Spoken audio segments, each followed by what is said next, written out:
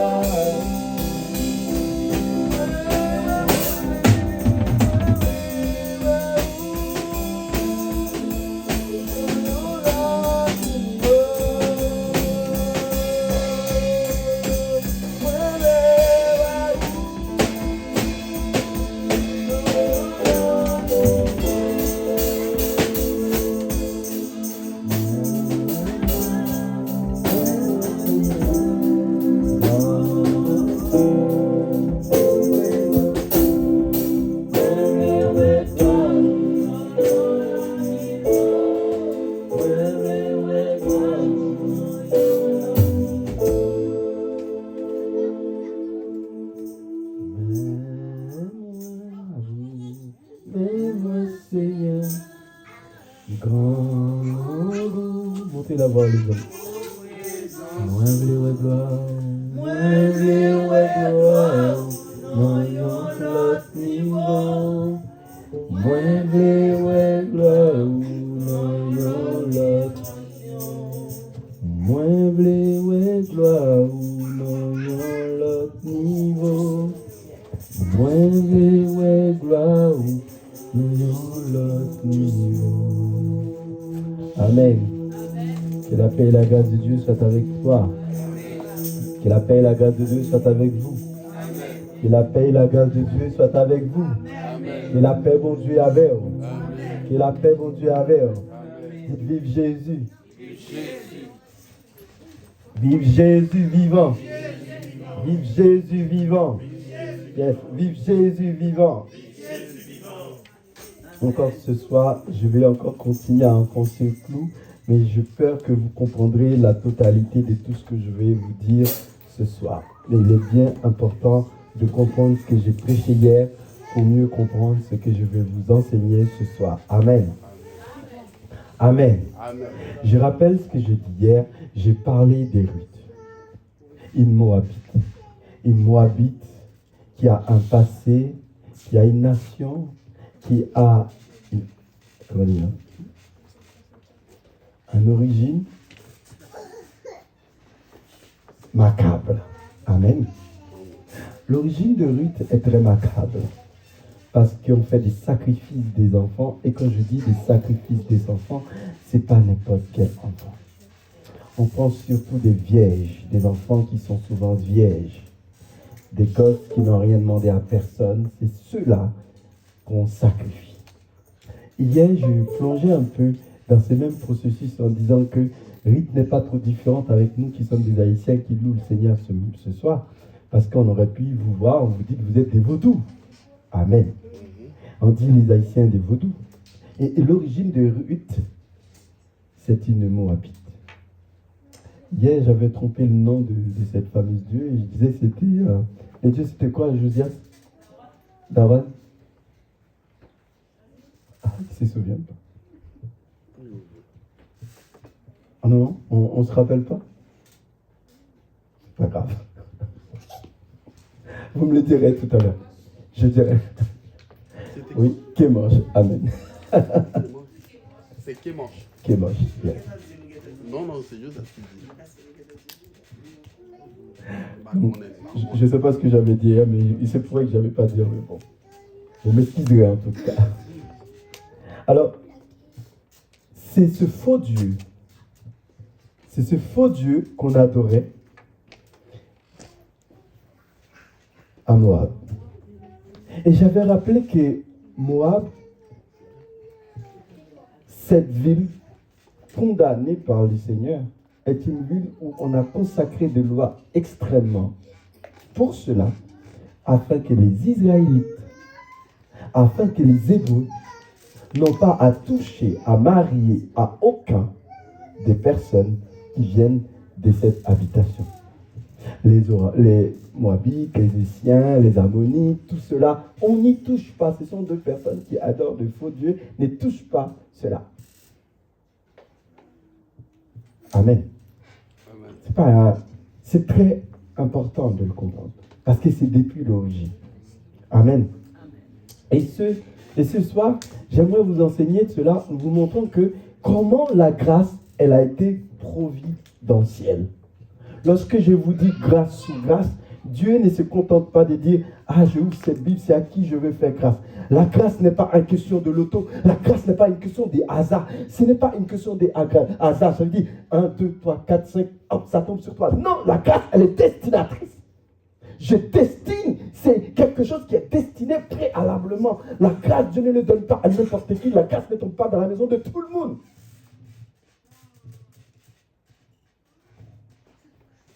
Ce n'est pas tous les Haïtiens qui sont en France. Ce n'est pas tout le monde qui trouve un bon mari, qui trouve une bonne femme, qui trouve quelqu'un respectueux. Il y a des personnes, malheureusement, ils marient aujourd'hui. Demain, le mariage est obligé de divorcer parce qu'il y a un mensonge qui a été conçu dans les mariages. Donc, vous voyez, le mariage n'est pas la finalité. Vous voyez, les paillettes, les gens disent « Ah oui, on va se marier. » Oui, c'est bien. Vous avez droit à joindre un monsieur qui vient, il est beau, c'est vrai. Il est belle, c'est vrai. Mais leur fille mariée, son cauchemar après. Et là, son problème. La grâce, elle a été providentielle. Ce n'est pas quelque chose que Dieu fait au hasard. Dieu choisit bien à qui il fait grâce. Donc maintenant, quand je te dis grâce une fois, mais quand je te dis grâce deux fois, ce n'est pas pareil. Amen. Alors, on arrête là, je prends le temps, je salue tous ceux qui sont présents en présentiel. Amen. Que Dieu vous bénisse. Et je prends aussi le temps de saluer tous ceux qui nous suivent via notre page Facebook. Facebook, YouTube aussi, merci Christelle, et tous ceux qui nous suivent depuis le début de la semaine, que Dieu vous bénisse là où vous êtes. Et je vous remercie de m'avoir consacré votre temps. Si vous êtes connectés actuellement avec nous, merci de nous avoir consacré votre temps. Recevez la paix de notre Seigneur Jésus-Christ chez vous. Bien sûr, pensez à partager, liker. Oui, voilà, partage avec quelqu'un que vous connaissez qui aura peut-être bien besoin d'entendre cette fameuse prédication. Oui, nous continuons. Ouvrez votre Bible avec moi. Oui, j'aurais bien voulu aller dans Ruth. Je vais bien prendre Ruth chapitre 3 avec vous, mais avant d'aller dans Ruth chapitre 3, allons-y faire un tour dans Esdras chapitre 10. Chapitre 9 d'abord. Esdras.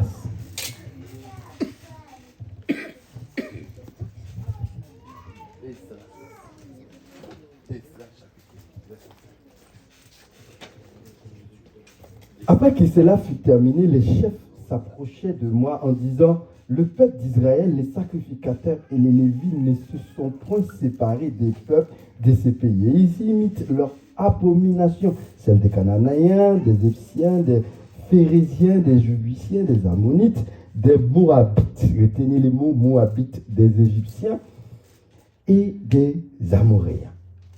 Car ils ont pris de leurs filles pour eux et pour leurs fils, et ont mêlé à la race sainte avec le peuple de ce pays.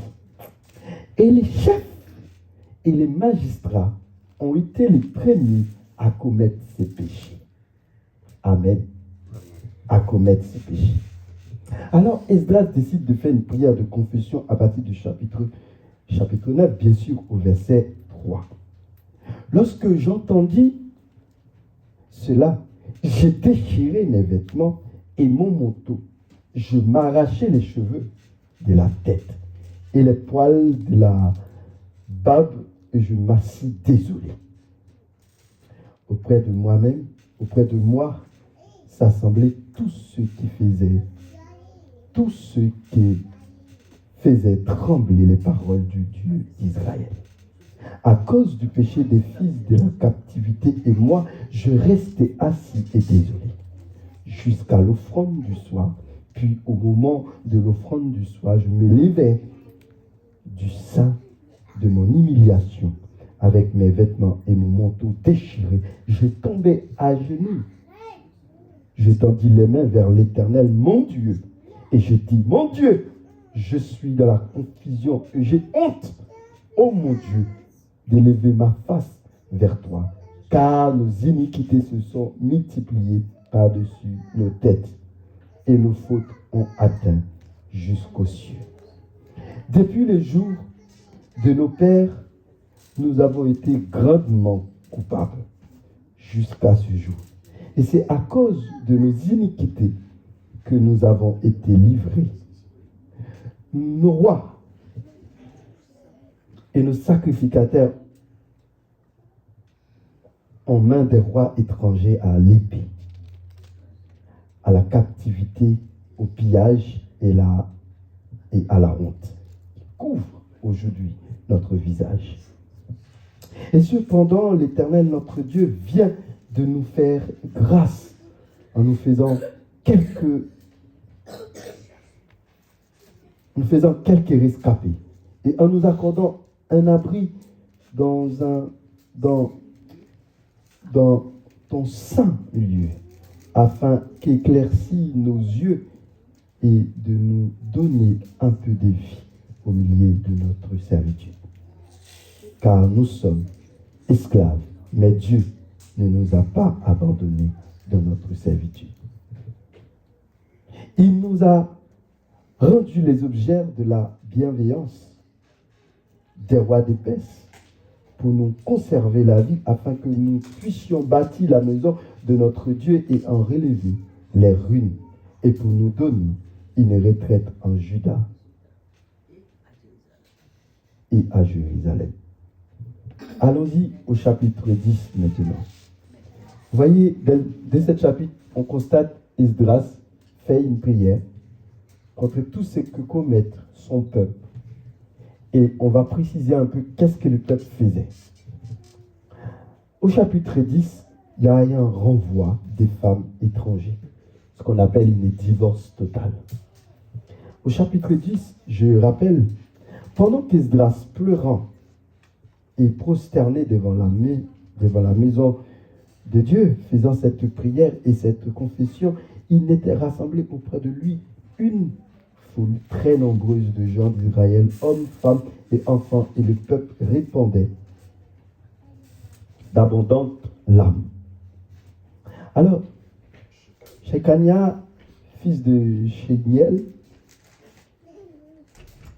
entre les fils de l'âme, prit la parole et dit, Esdras, il dit à Esdras, nous avons péché contre notre Dieu en nous alliant à des femmes étrangères qui appartiennent au peuple du pays.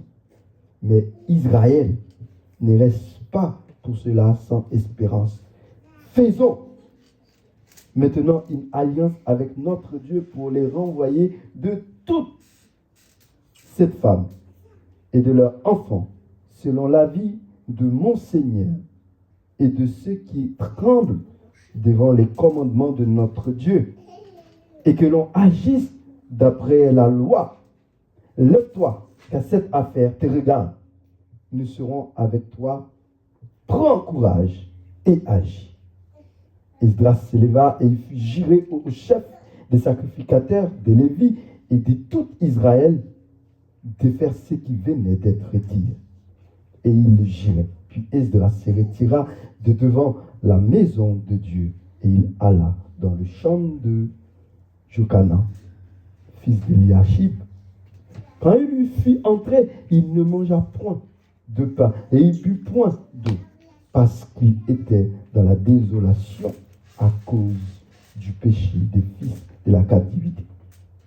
On oublia dans Juda et à Jérusalem que toutes les fils de la captivité aient à se réunir à Jérusalem, et que d'après l'avis des chefs et des anciens, quiconque ne s'y serait pas rendu dans les 3 jours aurait tous ses biens confisqués et serait lui-même exclu de l'assemblée des fils de la captivité. Tous les hommes de Juda et Benjamin s'est rassemblés à Jérusalem dans les 3 jours. C'était le 20e jour du 9e mois. Tout le peuple se tenait sur la place de la maison de Dieu, tremblait à cause de la circonstance et par suite de la pluie. Esdras, les sacrificateurs, se leva et leur dit, vous avez péché en vous alliant à des femmes étrangères. Je rappelle, femmes étrangères. Et vous avez rendu Israël encore plus coupable. Confessez-vous maintenant votre faute à l'Éternel, le Dieu de vos pères, et faites sa volonté. Séparez-vous des peuples du pays et des femmes étrangères. Toutes les assemblées répondirent d'une voix haute, à nous de faire comme tu l'as dit. Mais le peuple est nombreux, le temps est à la pluie, et il n'est pas possible de rester dehors. D'ailleurs, ce n'est pas l'œuvre d'un jour ou 2, car il y en a eu beaucoup parmi nous qui ont péché dans cette affaire. Je vais m'arrêter là, les restes, je vais me contenter de vous l'expliquer. J'aime bien prendre le temps de faire des longues explications ou des longues lectures, mais l'essentiel, c'est ce que je vais vous dire. Si vous parlez d'Esdras, vous parlez des Zorobabel, et Zorobabel, c'est un petit-fils, arrière-petit-fils de David. C'est ça, papa? Zorobabel, c'est une descendante de David. Et si vous parlez de David, vous parlez aussi de Ruth, mais qui est à lointaine, une distance très, très éloignée. Donc l'histoire n'est pas indifférente. Amen. Cependant, il y a une chose qui revient à chaque fois. Cette fameuse femme étrangère. Les peuples israéliens, comme je l'ai déjà vous dit, ils n'aiment pas s'allier avec des lois, avec des femmes étrangères. Encore moins les Moabites. Et voici, encore une fois, il y a une Moabite. Une Moabite, son nom est figuré dans la Bible. Vous savez ce qui me pâte un peu, c'est mettre Ruth à l'intérieur de cette Bible. Amen. C'est mettre une étrangère à l'intérieur de cette Bible. Et encore pire, j'enfonce le clou, oui, je l'ai dit, j'enfonce le clou. Encore pire, une femme. Une femme. Quelle était l'importance de mettre Ruth ici même? Parce qu'elle n'en vaut pas la peine. J'explique pourquoi je dis elle n'en vaut pas la peine. C'est une étrangère. Si Ruth était à l'époque d'Esdras, ça n'aurait pas arrivé. Amen. Si Ruth était ici, là, à la lecture où nous faisons, le prophète se lève et dit on doit renvoyer toutes les femmes étrangères dans leur maison. Parce qu'ils n'ont pas leur place. Qu'est-ce qui s'est passé à l'époque d'Esdras? C'est que ces femmes étrangères, qui est un peu contraire à Ruth, bien entendu, adoptaient les hommes, mais ils n'adoptaient pas les dieux d'Israël. En gros, à grâce avec ces femmes, ou plutôt cause de ces femmes, ces hommes, ils arrivaient à faire quoi? Eh bien, ils mettaient avec eux et ils continuaient à pratiquer leur culte, leur faux dieu et l'idolâtrie. Et hier, je lui ai dit quoi? Que l'idolâtrie est passible de lapidation, d'après la loi mosaïque. Et à ce moment-là, voilà, Esdras demande qu'on renvoie ces femmes, qu'il y ait un divorce total, que ces femmes repartent dans leur pays. Pourquoi? Afin d'éloigner le péché devant Israël. Ça veut dire les gemmes du péché doivent être sorties devant Israël. Ici, on ne parle pas de la grâce. Ici, on parle de la loi. Amen. Amen. Ici, on ne parle pas d'un cœur pur. On parle de la loi. Ici, la loi est le seul qui donne l'autorité. Elle est le seul qui mène la baguette. Elle est le seul qui donne les directives. Il n'y a pas de grâce. Amen. Amen. Si nous allons maintenant dans Ruth chapitre 3, je disais j'allais le terminer et c'est important de comprendre. La situation de Ruth va être compliquée. Bon, très bien aussi, mais ça va être compliqué parce que, comme je vous l'expliquais hier, elle décide de suivre Naomi les yeux fermés. Ton peuple sera mon peuple. Là où tu es, je serai. Ton Dieu sera mon Dieu. En gros, Ruth décide de tout prendre sur son dos avec Naomi. Un Naomi qui veut dire belle, un Ruth qui veut dire compagnie. Un Elimelech qui veut dire le roi, qui parle de la présence du roi. Et ses fils abandonnés. Et ici, voilà, on a une situation compliquée. Naomi décide d'entrer dans son pays. En rentrant dans son pays, avec pleurs. Mais derrière elle, derrière Naomi, on traîne une image étrange. Une image qu'on ne devait pas porter. Une image qui n'apporte pas la grâce, mais qui apporte la désolation. Lorsque Ruth arrive à Bethléem, on voit la désolation. On ne voit pas la victoire. Lorsque Ruth arrive à Bethléem, on ne traite pas forcément on ne traite pas de belles noms avec Naomi. Mais pourtant, Naomi était consolée par cette Moabite en arrivant à Bethléem. Au chapitre 1, voilà cette désolation. Au chapitre 2, Ruth arrive et commence par glaner dans le champ de Boaz. Boaz dit, ne le perturbe pas, laisse-les glaner. C'est une belle jeune fille, c'est vrai, mais puisqu'elle a fait, elle a été bonne avec ma tante, puisque entre Elimelech et Boaz, c'est des frères, vous voyez. Elle a été bonne à Naomi, laisse-la glaner. Ok, d'accord. Mais Naomi décide de monter le ton un peu plus haut pour Ruth, qui voit clair. Amen. Et Naomi décide d'apporter son aide à Ruth d'une manière beaucoup plus. Chapitre 3. Je ne lirai peut-être pas tout parce que bien sûr, je connais ce que j'ai lu. Le but, c'est que vous puissiez voir avec moi que nous ne soyons pas tous. Ça va, tu me suis avec moi. Naomi, sa belle-mère, lui dit, ma fille, je voudrais assurer ton repos afin que tu fuis heureux. Maintenant, Boaz, avec le servant duquel tu as été, n'est-il pas notre parent? Voici, ils doivent vanner cette nuit.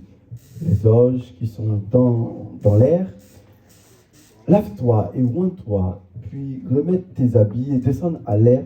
Tu ne te feras pas connaître à lui, jusqu'à ce qu'il ait achevé de manger et de boire.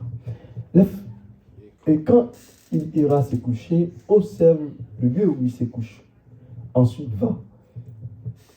Découvre ses pieds et couche-toi. Reviens en arrière. Et couche-toi, reviens en arrière. Il te dira lui-même ce que tu as à faire. Et lui répondit, je ferai tout ce que tu as dit. Par contre, il y a un bruit dehors là, je ne veux pas l'entendre. De l'autre côté, est-ce qu'on peut à Lydia et Patterson que les bruits est trop fort? De l'autre côté, je viens là. Elle répondit, je ferai tout ce que tu as dit.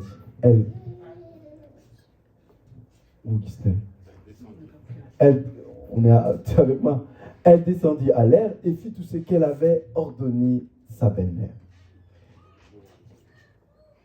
Boaz mangea et but et son cœur était joyeux. Il alla se coucher à l'extrémité d'un tas de gerbes. Ruth vint alors tout doucement découvrir ses pieds et se coucha. Je vais continuer sur mon texte. C'est pas grave. J'ai l'impression que Oui, au verset 8. Je suis au quel verset? Au verset 8. Au verset 8. Même si tu continues avec les diapos, c'est pas grave. Au verset 8.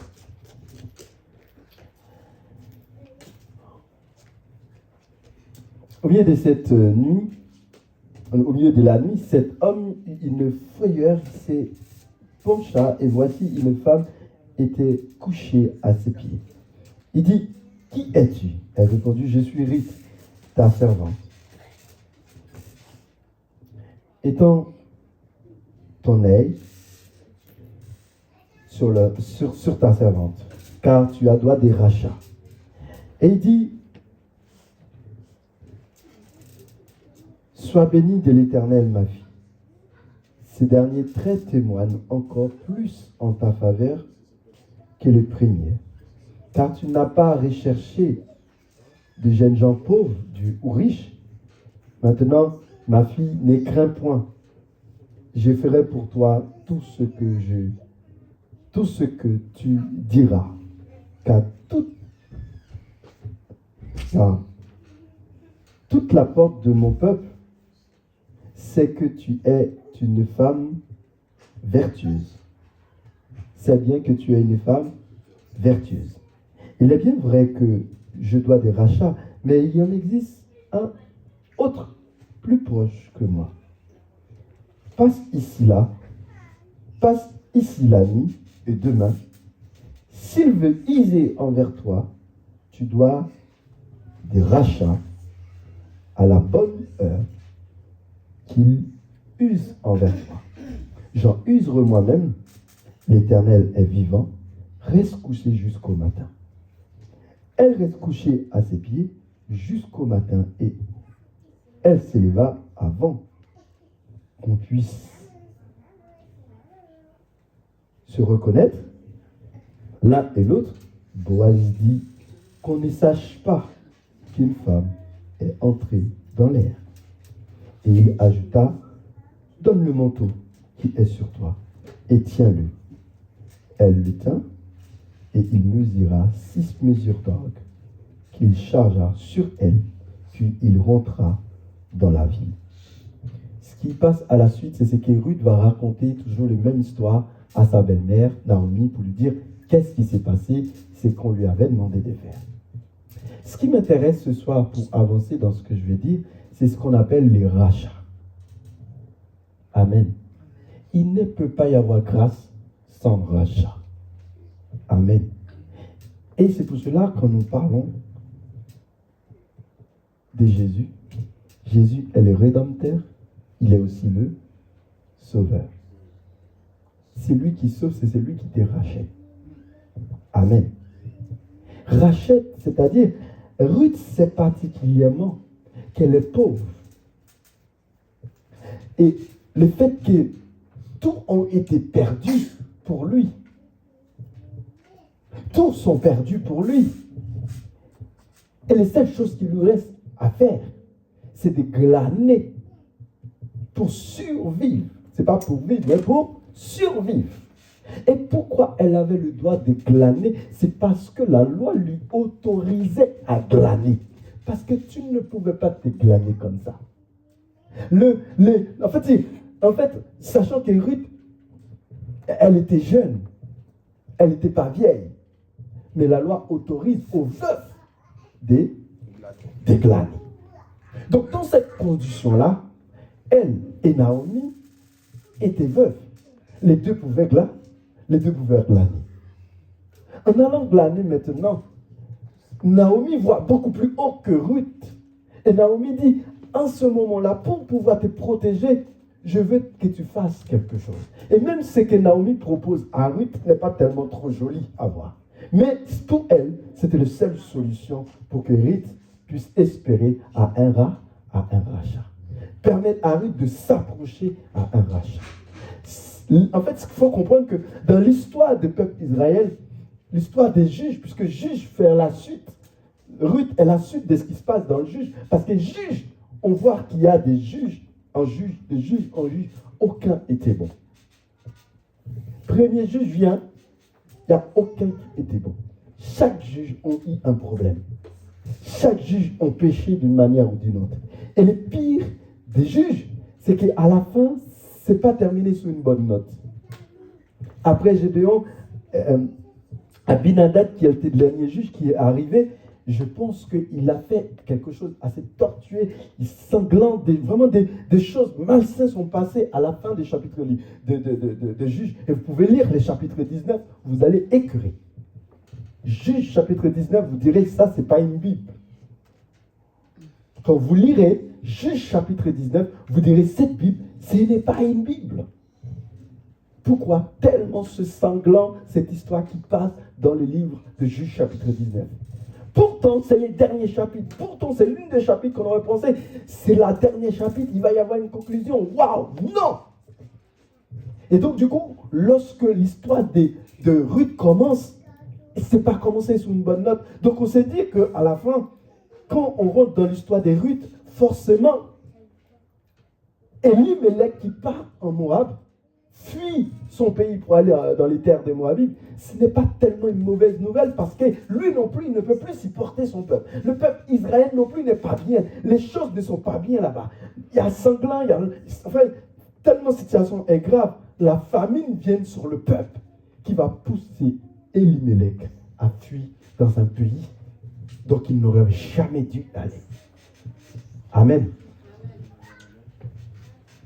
Et il arrive dans ce pays, les choses ne tournent pas correctement pour lui.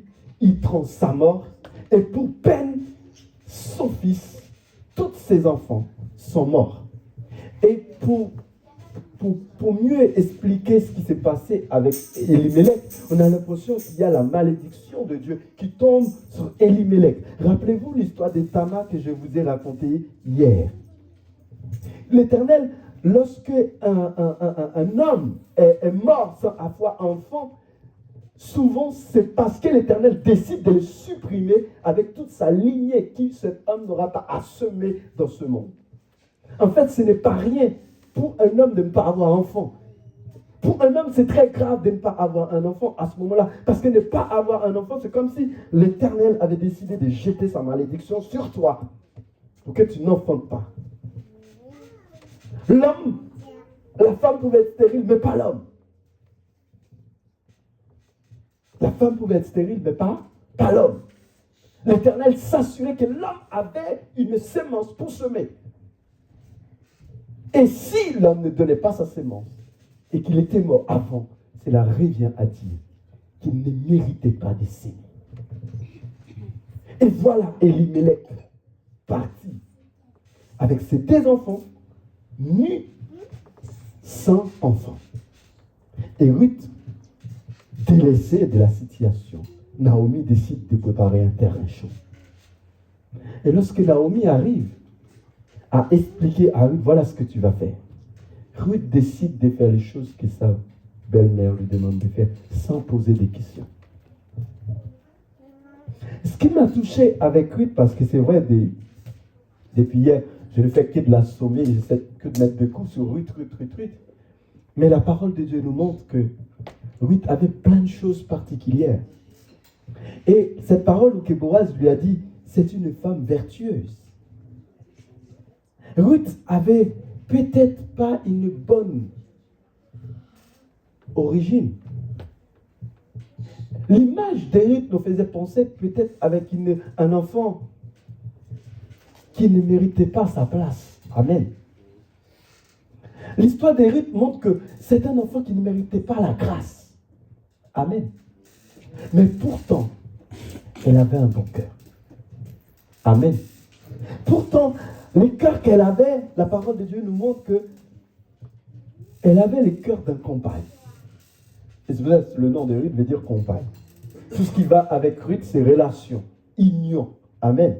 Témoignage. Alléluia. Ruth, toute H, c'est honnêteté. Amen. Si je pourrais dire les R, j'aurais dit relation. Deuxième, j'aurais dit les U, j'aurais dit union. Les T, j'aurais dit témoignage. La troisième, j'aurais dit honnêteté. Ruth. Pourquoi? Elle est tout en entier. Elle ne crée pas de problème. Et elle est très, très courageuse, Ruth.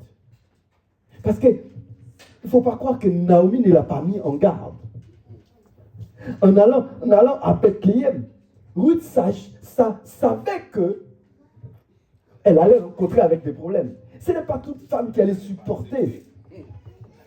Non seulement je perdu l'homme de ma vie, je ne suis plus lié avec cette femme, encore de rester. Rappelez-vous, Orpa décide de partir sans poser de questions. Et dès que Orpa part, l'histoire l'oublie et Naomi oublie Orpa parce qu'il n'y a pas des enfants qui les liaient.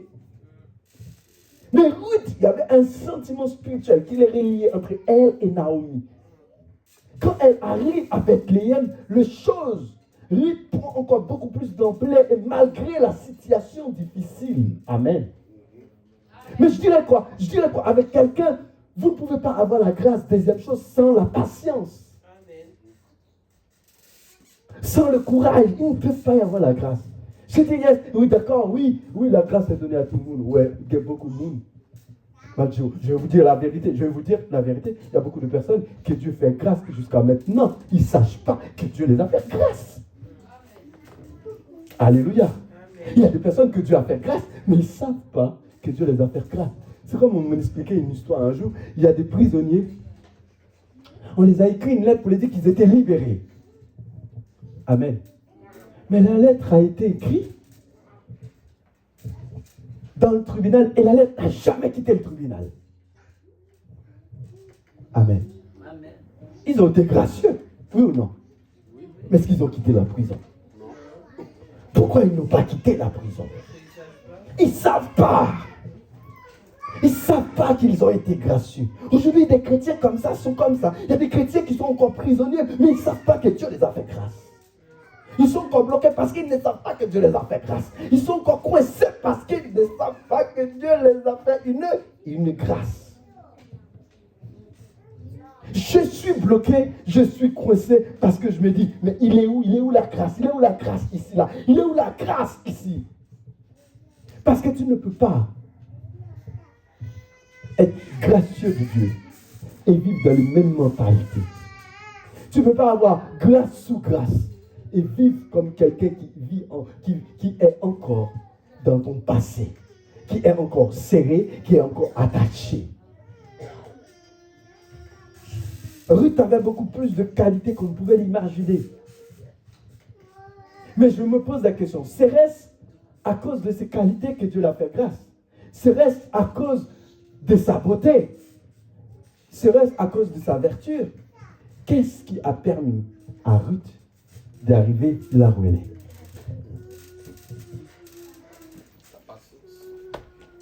Qu'est-ce qui a permis à cette dame d'arriver là où elle est? Qu'est-ce qui a permis à Ruth d'arriver juste car on inscrit son nom dans une livre à part, jusqu'à on inscrit son nom non seulement dans un livre à part, qu'on mette son nom parmi les femmes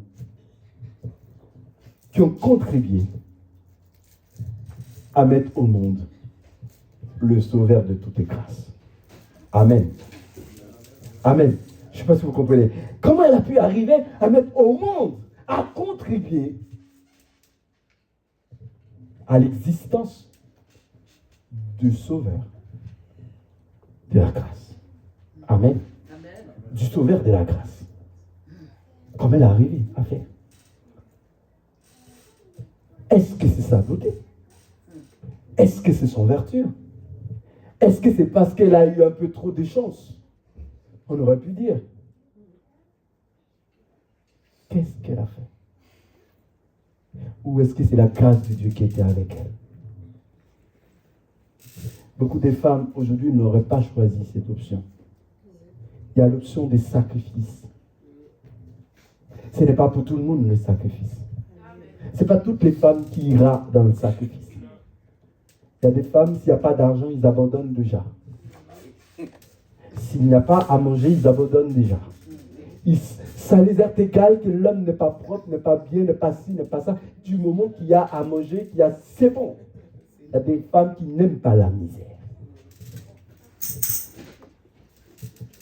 Et je pense que si Ruth vivait dans une famille assez riche, à Moabite, qu'on lui dit que tu vas en Jérusalem, tu vas à Bethléem pour souffrir, subir, maturité, comment dire, les moqueries des gens, fait partie des esclaves de ta belle-mère, qui est déjà vieille. Je ne pense pas qu'on allait lui dire accepter. Si restait un job comme ça, beaucoup de belles filles l'auraient abandonné. Ça n'existait pas, cette histoire réellement. On met une image souvent les belles filles, je ne sais pas pour vous, mais souvent, je pense souvent les belles filles sont toujours en conflit avec leur belle-mère. Parce que y a leur mari souvent, qui est le belle-mère chouchoute, et il y a toujours une petite histoire d'écart. Après, aujourd'hui, on peut dire, ça n'existait pas, mais il y a des belles filles, vraiment, ça pose toujours un problème entre parfois les beaux-frères et les beaux-pères. Il y a un problème parce que dans le couple, on dit souvent que, mais il ne faut pas que j'habite trop à côté des parents, parce que si on est un peu trop proche des parents, ça peut causer problème. C'est pour ça que le plus souvent, les enfants, ils s'éloignent le plus maximum possible pour qu'on puisse aller voir les parents que pendant la Noël. Que pendant les fêtes. Comme ça, on passe un temps de fête. Et même pendant les fêtes, il peut y avoir un couac. Alors, on va essayer de mesurer la situation. Voyez-vous, c'est difficile, même là aussi. Mais pourtant, il y a un mari. Mais là, il n'y a pas de mari. Je ne comprends pas qu'est-ce que je veux chercher réellement. C'est pour faire plaisir avec la daronne, comme dit les jeunes. Je veux bien faire plaisir avec la mamie, en lui disant, je vais t'accompagner en Bethléem, d'accord, oui. Jusqu'à ce que tu arrives, après je prends un billet d'aller-retour. Comprends? Aider là à s'installer, après répartir. Dans mon pays, je n'ai rien à faire. Mais pourtant, elle a décidé de quitter et d'aller vivre tout à fait avec cette dame. Et la parole de Dieu nous dit, elle n'était pas simplement une femme courageuse, mais elle arrivait, c'était une femme travailleuse. Mais je te dis l'histoire d'elle, mais je reste bouche bée. Mais elle arrive. C'est pas Naomi qui va dire, Ruth, ça fait 3 jours, là, quand même, ça fait 3 jours, où doit elle travailler? Non, la parole de Dieu nous dit, c'est Ruth qui décide d'aller glaner. Elle dit, non, je ne peux pas rester. Chapitre 2. Je ne peux pas rester dans la maison, il faut que j'aille travailler. Et quand elle arrive, elle doit faire sacrifice. Elle doit chercher à manger pour aller dans la maison. S'occuper d'une belle-mère qui n'est pas de son sang. Qui d'entre vous aurait pris l'habitude de le faire? Qui d'entre vous aurait pris l'habitude d'occuper une telle personne? Car il faut le faire. Il faut le sortir de l'ordinaire, ça.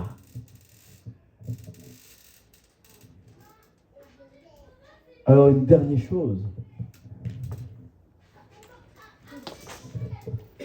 Dieu a toujours un regard sur les femmes courageuses. Ruth est un typique d'une femme vertueuse, certainement, mais d'une femme courageuse, d'une bosseuse. Amen. Amen, les dames. Amen. Amen. D'une bosseuse, d'une femme qui sait ce qu'elle veut. Amen. Qui qui a du potentiel. Ce n'est pas rien tout cela. Donc je comprends. Ah, cette âme. Alléluia. Et c'est pour cela la question reste importante.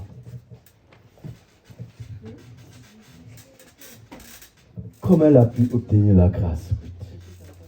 Comment elle a pu obtenir sa place? Comment son nom a été écrit? Comment on a pu écrire son nom? Qu'est-ce qu'elle a fait pour mériter une telle grâce? La grâce que Ruth a reçue ce soir, ou qu'elle a reçue dans le passé, est-ce qu'aujourd'hui on peut l'avoir? Est-ce qu'aujourd'hui les chrétiens d'aujourd'hui peuvent l'avoir? Est-ce que nous faisons partie de ceux qui ont l'image de Ruth? Est-ce que nous faisons partie de ceux qui sont mieux que Ruth? Est-ce que nous sommes moins que Ruth? Bénéficions-nous une grâce beaucoup plus haute que Ruth? Ce sont des questions qui méritent des réponses. Et nous ne pouvons pas tout répondre ce soir. Mais une seule chose que je peux vous dire, c'est que la grâce, elle est providentielle. Je dis quoi? La grâce, elle est comment? Providentielle. Elle est providentielle. Dieu ne met pas sa grâce n'importe où. Dieu prévoit à qui il fait grâce. C'est pour cela, même lorsque tu es dans la misère, sache que tu es gracieux. Même lorsque tu ne connais pas dans quoi Dieu t'a fait grâce, restez tranquille, l'Éternel combattra pour vous et vous gardez le silence. Même lorsque tu ne vois pas comment l'Éternel va agir, restez tranquille, l'Éternel t'a déjà fait grâce. Amen. Amen. Et c'est pour cela que je veux m'arrêter là. Toujours pas de conclusion. Et ce soir, je reviens toujours sur la même histoire. Pas de conclusion. Qu'est-ce qui a fait qu'elle a reçu? Et pourquoi toi tu? Et pourquoi pas toi? Oui, pourquoi Ruth et pas toi? Pourquoi Ruth, mais pas toi? Et je sais qu'une chose. Si l'Éternel qu'a fait pour lui, il qu'a fait pour. Amen. Il qu'a fait pour lui, il qu'a fait pour. Il qu'a fait pour nous. Amen. Amen. Amen. Amen. Amen. Amen. J'espère que je n'offense personne en m'arrêtant ici. Amen. Alléluia. Seigneur, merci pour ce moment précieux. Merci pour ce moment précieux. Nous avons été compris que l'histoire n'est pas terminée. Cet épilogue n'est pas terminé.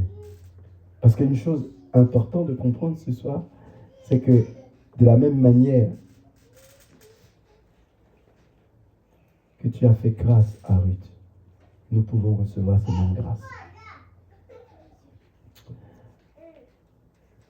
Chacun d'entre nous, nous avons des histoires, nous avons un passé difficile, un passé calamiteux parfois.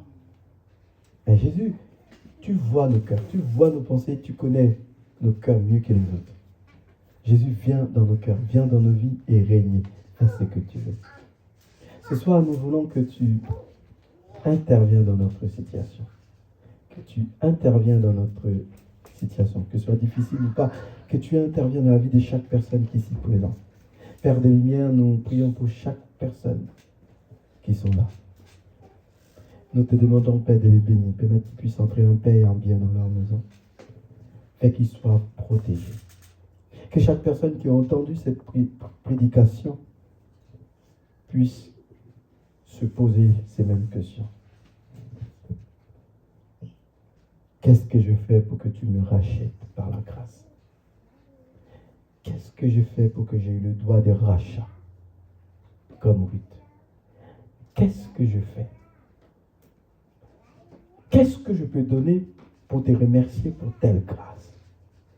Qu'est-ce que je peux te donner pour te remercier de m'avoir racheté par amour?